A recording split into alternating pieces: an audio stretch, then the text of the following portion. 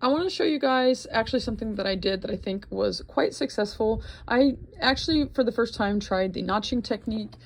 You can kind of see there where there is a cut in this one here, and then I have one higher up. That one, the plastic ended up falling out, but this is what it produced. So I thought that was pretty awesome.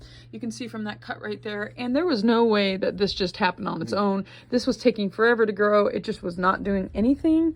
And then all of a sudden, right after the notching, it's like it said, oh, plant, let's hurry up and let's get going, let's do something. And so the notching, I do have a short actually on that, but I use the plastic plant tags or labels for that, and then it ended up pushing itself out of there, but this is what resulted, and so I'm very happy about that. I guess I'll show you guys some other things too while we're in here. So this is one that was outside, the 698 607 10 9 30. I can never remember. I'll never remember, but this was looking pretty not so happy. It's looking a lot better now. It was outside and I was kind of neglecting it, so that's what you see, these little tattered areas, or just some of the areas that look a little bit damaged and that whatnot. This is a Philodendron sortii. Some of these heartleaf ones that look like the mommy and the Pastazum sometimes, they have a tendency towards spider mites, I've noticed. And in fact, I don't know if I can't tell if that's got some spider mites on there, but that is concerning, so I think I'll probably have to do something with that. But the sortii has not been the best looking. Here is a batik, a Syngonium batik. And I've got a Brandiantum. This was a new one. I do have another Brandiantum that I actually grew from a cutting, but unfortunately the cutting just is kind of, I mean, I'm very proud of the cutting right now because it's come a long way, but it's just I don't think it's gonna be a long time before you can see here. It's actually, it came literally from, and the leaf is gone now, but I had like one leaf like that, and it was basically like almost dead when I first got it. But then I put it on a moss pole, and I mean, I've had this thing for probably 2 years now, probably over that actually. And so it's come quite a long way, but it's still just, nursing it back to health has been something that's been quite a task. And so I just thought, you know what, I'm just gonna get one that's full and lush, but I can't give up on this one. So that's that. And then I've got a shrimp plant up there that's kind of doing its thing now. When it gets into the winter time, a lot of times more what it will do is it will start to kind of almost like go back into hibernation, I feel like. It may lose all of its leaves. I've got a caladium in here. What else do I got here? This is a tri-leaf wonder. I always forget the name. It's the Syngonium tri-leaf wonder, which I probably need to dust those leaves. And I've got a Burl Marx calathea. This is one that, this is the Epipremnum variegata, Panatum variegata. And it is actually, I decided to make kind of a weird looking moss pole, like you see kind of now. And I want to see what it does. It kind of almost like a moss wall. And it's kind of, this is really pretty. I mean, you can see the variegation on the leaves, really cool. But I've seen these actually where they look just spectacular. I mean, they really look pretty, but obviously nothing's happened right there. I have propagated this quite a bit, so we'll see about that. And then where else can I show you this new shelf here that is going on here? I got a shipment from, and then of course the QT cup. Guess pop quiz, see where we are in the United States by seeing that. So we got an Ecuagenera order, which we actually went to a botanical garden somewhere in the United States, and we picked up our order. So it was kind of a convenient and pretty cool thing to do. But still, even when you're doing that, these plants are sometimes used to a different environment, and they will quickly decline. I do feel like it's still better than, you know, getting them. Can we tell them what the event was at the? It was a botanical garden event, and so it was kind of a neat little. Yeah, it was just a neat little event. So no, it was the International Aroid Convention. Well, I was trying not to give it away for them. I want them to figure out where the QT cup is from. Oh, got it. Well, they still, I mean. But so some of the ones, I've got a golden crocodile back there. I can't tell you how important it is to dust your leaves, because I feel like if you don't dust your leaves, it increases the risk for pest. And I've got a some of the things that I've got. Let me pull this out here. Anthurium Angra Marcinum. I don't even remember ordering that one. It's kind of a cool one. Don't remember that name. This one's doing okay, I guess you could say. It wasn't doing too swell though previously. I do have a Warqueenum in here. I actually bought two, and unfortunately This one was the bigger of the two, and it just kind of went downhill quickly, even though it looked beautiful when I first got it. But queens have a tendency to do that. A lot of times when you get them, they'll just be very dramatic. So, yeah, queen. And then I got a rabbit back there, Anthurium Amazon rabbit, which is really cool. I love the name of that too. And then in here I've got, and this was probably the one that did the worst, the Anthurium lutheri. I was really looking, this is probably one of the ones that I looked the most forward to. Unfortunately, you can see there, I don't know if this is gonna make it. It looks like it's doing okay right now. It's got some green, but it's got a little like root there that looks like it's just basically not there. So I think, let me see here, you might want to water that one. But yeah, and then this one is an Anthurium magnificum silver. We really liked, we got the magnificum green or magnificum verde, and we really liked it. So we ended up getting this one, and it's super pretty. It's definitely well worth what we paid for it. And then this one back here, the Anthurium velvety heart, that's doing okay. I've got a Rio from before.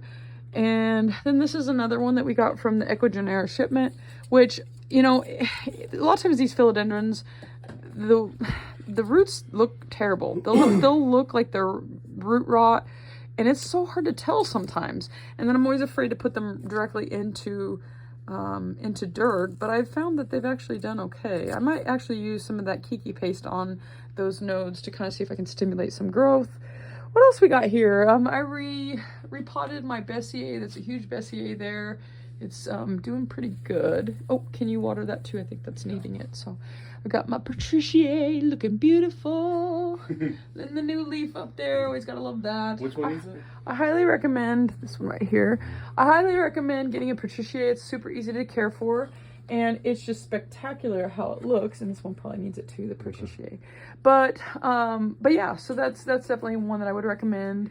And then I've got a Philodendron Roseo cataphyllum, like a Vitarifolium. And that one was battling spider mites. I think we probably got it under control for the most part, hopefully. I'm looking at it here, but... And then we've got another one. That one needs to be, I think all of these need to be watered actually. So that one needs to be watered right there. Okay. But yeah, so this is just some of the things I wanted to update you on. I will tell you that, and I love alocasias, but they are just kind of a pain in the butt with the thinner leaf ones with spider mites. They're very frustrating because they're so beautiful to me, but then all of a sudden, boom, you've got to clip off their leaves because of the spider mites. So it's really frustrating. But that's the life of plants, right? What are you going to do? So, especially alocasias. Yep, especially alocasias, claythias. I mean, I feel like, honestly, though, I'm having more problems with the alocasias as far as spider mites. Right. It's almost like a crazy thing. So, here's another one. This is a Felix that I had 2 orders of Felixes, and both died. And this one's doing okay for the most part. I don't know. We'll see. I mean, I did prop it just in case, but you can see that leaf is ready to die. So I don't know if this is going to do okay because I feel like it's just kind of a hit or miss with that. And we've got a Papillimonum, Lemonum. Oh yeah. And then, of course, like I said, there's one. It's got some green on there, but I don't know. That's one that I just cut off to propagate, but it's got some brown. It will fool you like that. So who knows? We'll see what happens there. I am not having, I mean, it was obviously, like I said, I tried to propagate it off of that one just in case if I lost it. So I'm not going to, cry too much if I lose this one. I just was trying to cover my bases. What else can I show you? I got a Florida bronze here that I took out of the propagation sack not too long ago. I have, this one's probably going to need to be watered. This was an Oslani that I think I went a little bit too, I need to get it out of that sphagnum moss because I went a little bit too long without watering it. And then here is a little queen which we probably need to water that too. Okay. So here's a little queen that we did get also from the Ecuagenera shipment. It was, like I said, the queens kind of have this weird tendency. They're very dramatic, so they kind of fit their names. So, but yeah, I mean, it is what it is, and so we're doing the best we can with it. This was a queen from another shipment, which I'll show you right here. This was a queen from another shipment that it took forever to propagate because you can even see on that leaf right there that it battles spider mites, and it actually came with another leaf that was just the worst case of spider mites that I had seen probably in any kind of anthurium. Anthuriums are kind of weird sometimes though. What they'll do is a lot of times they'll just get spider mites on one area and then nothing on the others. So yeah, so pretty much this is just some of the things in my plant room. Nothing too crazy. Just kind of got oh, I put that one up there. Just sorry, I'm getting some dirt over this. I've got a Tradescantia, a fuzzy Tradescantia that I just noticed that had something clipped off there. But yeah, I mean, it's definitely coming along. The plant room's coming along. There's a strawberry shake. Look at that. Isn't that pretty? I had the weirdest leaf. I don't think that's actually in kind of fenestration. I don't know what that's all about. That's really weird that it did that. I think that's more like of a leaf shape than anything else. It's got a new leaf coming in here. It looks like trying to unfurl. I probably should get another, if you ever want to get these leaves out of here, sometimes you can just spray them with water. I want to be careful. Sometimes you can burn your leaves, but got another leaf coming in there. But yeah, these are just some of the things that I have going on. I'm really wanting to get another shelf in here to just get everything, aka you need to get the shelf in there, to kind of really be able to, because it's all a mess right now, and because we got the shipment, you got to do some rehabbing obviously on new plants, and sometimes you have to keep them out on their own. So for the longest time I did have them out on their own. I'm just checking on them. They were in a tub, but they seem to be, for the most part, all of them seem to be doing pretty well.